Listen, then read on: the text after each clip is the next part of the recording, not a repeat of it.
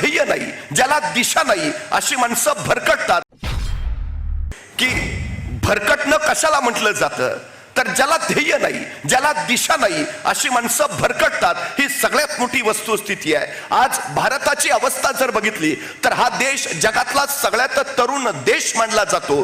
आज भारताचं सरासरी वय 28 वर्ष आहे. म्हणजे जगाच्या पाठीवरचा सगळ्यात तरुण देश म्हणून या आपल्या देशाला ओळखलं जातं. 15 ते 18 या वयोगटात देशात 10 कोटी मुलं आहेत, तर 15 वर्षाच्या आत 36 कोटी मुलं आहेत. म्हणजे 18 वर्षाच्या आतच 46 कोटी मुलं या देशात आहेत. या देशाचं भविष्य कोण ठरवतील, तरी 46 कोटी मुलं ठरवतील. उद्या देशाची अर्थव्यवस्था कशी असेल ही मुलं ठरवतील. उद्या देशाचं भविष्य काय असेल ही मुलं ठरवतील. उद्या देशाची अर्थव्यवस्था कशी असेल ही मुलं ठरवतील. देशाला महासत्ता बनवायचं की नाही ही मुलं ठरवतील. मग या मुलांचा सर्वांगीण विकास हे आमचं पहिलं ध्येय असलं पाहिजे, की जेव्हा ही मुलं उद्याचा देश घडवतील. पण आजची परिस्थिती काय आहे, आज एकूण तरुणाईपैकी 42% मुलांना रोजगारच उपलब्ध नाही. ही सगळ्यात मोठी आमची अडचण आहे. जॉबलेस ग्रोथ हा देशाच्या अर्थव्यवस्थेपुढील सगळ्यात मोठा अडथळा आहे. ही गोष्ट आपण लक्षात घेतली पाहिजे. मग जर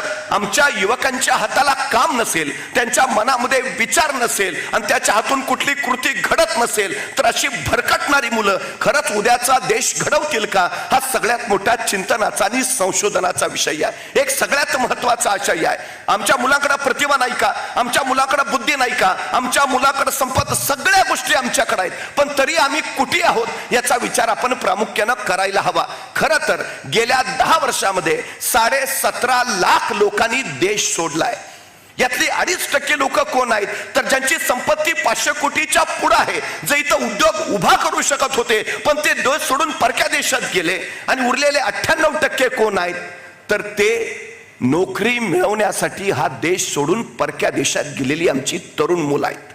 ती तिकडं का गेली, त्याच्या ज्ञानसंपदेचा वापर या देशासाठी का नाही होत, याची कारणं देताना ते सांगतात इथं संधी नाही, इथं आम्हाला जे बनायचंय ते आम्ही बनवू शकत नाही, जी काही असतील ती. पण ज्या मुलांनी या देशाची इतर राहून अर्थव्यवस्था घडवली पाहिजे, हा देश विकसित केला पाहिजे, हा देश महासत्ता केला पाहिजे, ते स्वतःचं ज्ञान इतर देशांच्या अर्थव्यवस्था मजबूत करण्यासाठी खर्ची घालतायत. ही आमची अलीकडची सगळ्यात मोठी अडचण आहे. आज ऍपल मध्ये 34% भारतीय मुलं आहेत, मायक्रोसॉफ्ट मध्ये 32% भारतीय मुलं आहेत, IBM मध्ये 28% भारतीय मुलं आहेत, इंटेल मध्ये 17% भारतीय मुलं आहेत, आणि अमेरिकन अंतराळ संशोधन केंद्र नासा याच्यामध्ये 36% भारतीय मुलं आहेत. म्हणजे संबंध देशभर आज भारतीय तरुणांचाच बोलबाला आहे. ही वस्तुस्थिती आपण लक्षात घेतली पाहिजे. मग एवढी प्रतिभा, एवढी बुद्धिमत्ता जर या देशाच्या विकासासाठी खर्ची पडली तर हा देश महासत्ता व्हायला वेळच लागणार नाही. ही वस्तुस्थिती सुद्धा आपण लक्षात घेतली पाहिजे. खरं तर सकाळ माध्यम समूहाच्या इन मार्फत लीडरशिप डेव्हलप केली जाते, नेतृत्व तयार केलं जातं, आणि खऱ्या अर्थानं ती सगळ्यात महत्वाची गरज आहे. देश विदेशातील प्रत्येक घडामोडींचे लाईव्ह अपडेट मिळवण्यासाठी आता साम टीव्हीच्या सर्व सोशल मीडिया प्लॅटफॉर्मला लाईक, फॉलो आणि सबस्क्राईब करा. तसंच सर्व नोटिफिकेशनसाठी बेल आयकॉन प्रेस करायला विसरू नका.